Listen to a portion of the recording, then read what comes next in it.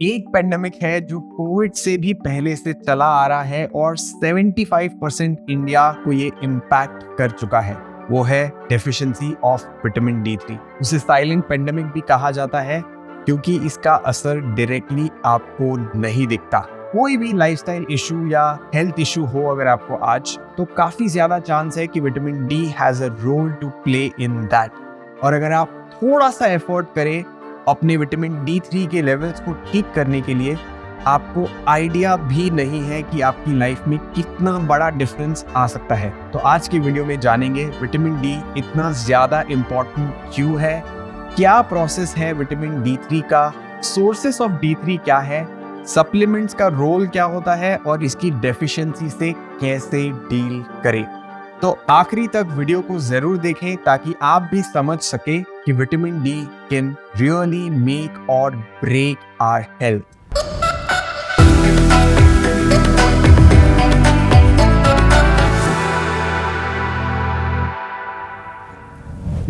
एक बार मेरे योगा क्लास के एक पार्टिसिपेंट ने बहुत ही ब्रिलियंट आइडिया दिया कि आपके बर्थडे पे अगर आप अपने आप को कोई गिफ्ट देना चाहते हो तो वो ब्लड टेस्ट है। तो थोड़ा अजीब तो लगेगा सुनने में कि बर्थडे पे ब्लड टेस्ट कौन करता है, बट हमारा बॉडी एक्चुअली इतना पावरफुल है कि जब तक हो सके it will try to deal with the issues on its own. मतलब कोई डेफिशिएंसी हो, कोई और बीमारी हो, कोई इशू हो, तो वो पता ही नहीं चलेगा आपको। इसीलिए मैं रेकमेंड करता हूँ कि एक बार ब्लड टेस्ट जरूर कराएं। इनफैक्ट आजकल तो ब्लड टेस्ट कराना काफी इजी और बहुत इकोनॉमिकल भी हो गया है, और मैंने तो आज ही सुबह सुबह अपना ब्लड टेस्ट कराया है to get my complete profile check and hopefully all the vitamins and minerals come normal. Once you do a blood test, it's 70% likely that we are vitamin D3 deficient. अब sir से लेके पैर तक जानते हैं कि विटामिन D3 लो होने के क्या क्या इम्पैक्ट हो सकते हैं। आपकी बॉडी में विटामिन डी आने के दो तरीके हैं। एक मेजर सोर्स है सन, जिसके बारे में जितना भी कहो उतना कम ही होगा, और दूसरा है डाइट, फूड या सप्लीमेंट्स। ये जो विटामिन D3 हमारे बॉडी में आता है ये कोई काम का नहीं है जब तक ये एक्टिवेटेड फॉर्म में ना बन जाए, और ये हमारे बॉडी में दो स्टेप्स में एक्टिवेट होता है। पहले लिवर और फिर किडनी। उसके बाद ये vitamin D3 is converted to activated vitamin D, जिसको 125 OH विटामिन डी कहा जाता है। तो अब मैं जहां भी आगे विटामिन डी बोलूंगा उसका मतलब एक्टिवेटेड विटामिन डी ही होगा। अब ये D3 का function almost every body part से कनेक्टेड है। सबसे पहले ब्रेन में ये सर्कैडियन रिदम सेट करता है, मतलब जो हमारा स्लीप वेकफुलनेस साइकिल है। अगर ये इम्प्रॉपर होगा तो स्लीप डिस्टर्बेंसेस, स्लीप एपनिया, कोई भी स्लीपिंग इश्यूज हो सकते हैं। कॉग्निशन और मेमोरी भी इम्पैक्ट होता है, मतलब जिनको Parkinson's, Alzheimer, memory related issues है उनमें बहुत करके विटामिन डी कम ही होगा। Now vitamin D also regulates your dopamine and serotonin levels. मतलब अगर आपको लग रहा है जीवन में कुछ करने का मन नहीं कर रहा, डिप्रेशन लग रहा है या काफी मूड स्विंग्स हो रहे हैं, D3 कम हो सकता है।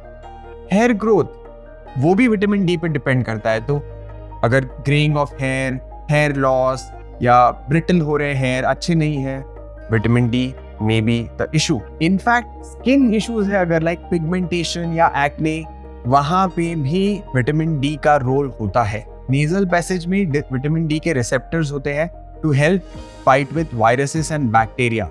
तो अगर वो कम होगा तो आपको ब्लॉक नोज, साइनोसाइटिस हो सकता है। हमारे इम्यून सिस्टम के लिए भी विटामिन डी इज इम्पोर्टेंट। हमारे बॉडी में एक थाइमस ग्लैंड होता है जो जस्ट हमारे हार्ट के ऊपर होता है।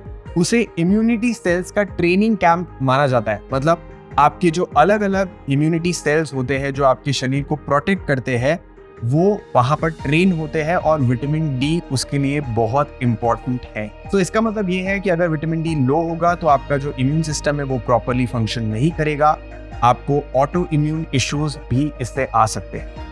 वहीं अगर थायराइड इश्यूज की बात करें तो hypothyroid is always more than hyperthyroid, and in lot of cases it is caused due to auto immune issues. मतलब हमारा ही इम्यून सिस्टम हमारे थायराइड ग्लैंड को अटैक कर देता है, तो आपको थायराइड इश्यूज आ जाते हैं। अब does it have anything to do with lungs?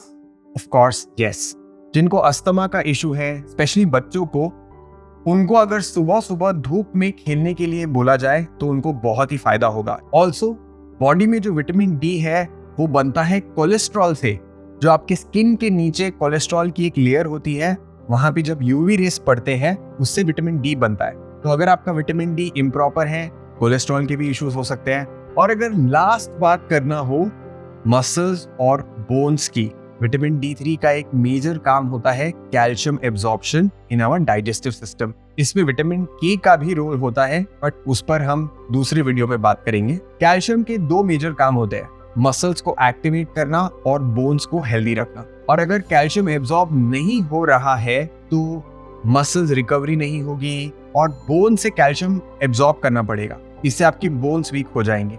ये आपके वीकनेस का एक मेजर रीजन हो सकता है और इसी के वजह से back pain, neck pain, spine issue, cramps भी आ सकते हैं। अब ऐसे में आपको 1 घंटे तक और बहुत सारे इश्यूज गिना सकता हो, बट इतने इश्यूज क्यों बताएं? क्योंकि आपके लिए ये जानना जरूरी है कि विटामिन डी कितना ज्यादा इंपॉर्टेंट है और इसको बिल्कुल भी इग्नोर नहीं करना चाहिए। अब चलते हैं मेरे फेवरेट पार्ट पे, which is practical solutions. How can you improve the vitamin D levels in your body? तो पहले बात करते हैं natural sources in vitamin D. Of course सबसे बड़ा source of vitamin D is sun exposure. Sun exposure से D तो मिलता ही है, बट इसके और भी बहुत सारे फायदे हैं। तो हर दिन 15 मिनट सन एक्सपोजर बहुत इंपॉर्टेंट है। अब ऑब्वियस क्वेश्चन होगा कि सही समय क्या है? सही समय वो है जब आप 15 मिनट तक सनलाइट में बैठ सके। मान लीजिए गर्मी का समय हो और 12 बजे हो और आप सनलाइट में बैठे हो, ये फायदा कम और नुकसान ज्यादा करेगा, isn't it? तो depending on whether conditions and season 15 minute आप सन बेदिंग कर पाए कंफर्टेबली, वो आपके लिए बेस्ट टाइम होगा।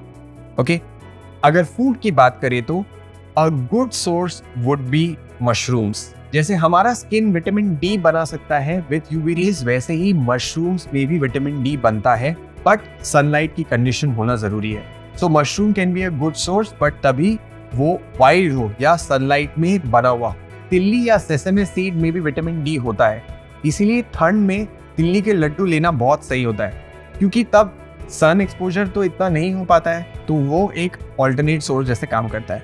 एंड A2 मिल्क, इसमें भी थोड़ा बहुत विटामिन D3 होता है। अब ये तो हो गए विटामिन डी के सोर्सेस, बट इसके साथ आपको थोड़ी चीजों का और ध्यान रखना पड़ेगा to get proper absorption and activation.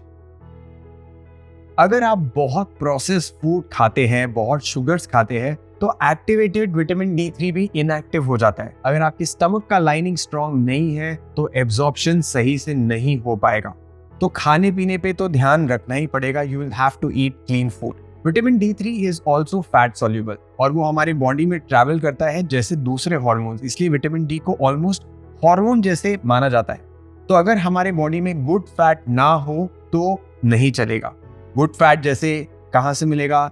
घी से, नट्स एंड सीड्स, अखरोट, बादाम, वॉलनट, ये सारी चीजें। Now the third point is movement is important. अगर मूव करेंगे तो ब्लड सर्कुलेशन अच्छे से होगा, तो बॉडी के कोने कोने तक जहाँ पे विटामिन डी की रिक्वायरमेंट है वो पूरी होगी। बहुत सेडेंटरी लाइफस्टाइल है तो लिवर और किडनी का फंक्शन भी वीक हो जाएगा और जो D3 का एक्टिवेशन है वो भी नहीं हो पाएगा। अब आखिरी में बात करते हैं सप्लीमेंट्स की। अगर आपका ब्लड टेस्ट रिपोर्ट इनसफिशिएंट या डेफिशिएंट आता है तो आपको डॉक्टर से बात करके अपना सप्लीमेंट्स का डोज पता कर लेना चाहिए। Are supplements harmful or have negative impact for D3? I would say no. Am I a promoter of supplements? You know, I am a promoter of being practical in life. Body में deficiency से better है supplementation, but natural sources are always much better than supplements. So if possible, stick to natural sources, but if you're deficient, it's a good idea to take supplements with, of course, consultation of doctor. और ये video के जरिए मैं आपको 2 चीजें करना चाहता हूँ। एक कि विटामिन डी बहुत ही इंपॉर्टेंट है एंड दूसरा आप उसका ध्यान कैसे रखें। विटामिन डी की कहानी बहुत ही बड़ी है, बट आज के लिए इतना ही। So thank you so much for watching this video. Do join our community where we continuously keep sharing information on good lifestyle and healthy habits. If you like this video, do check out this video as well.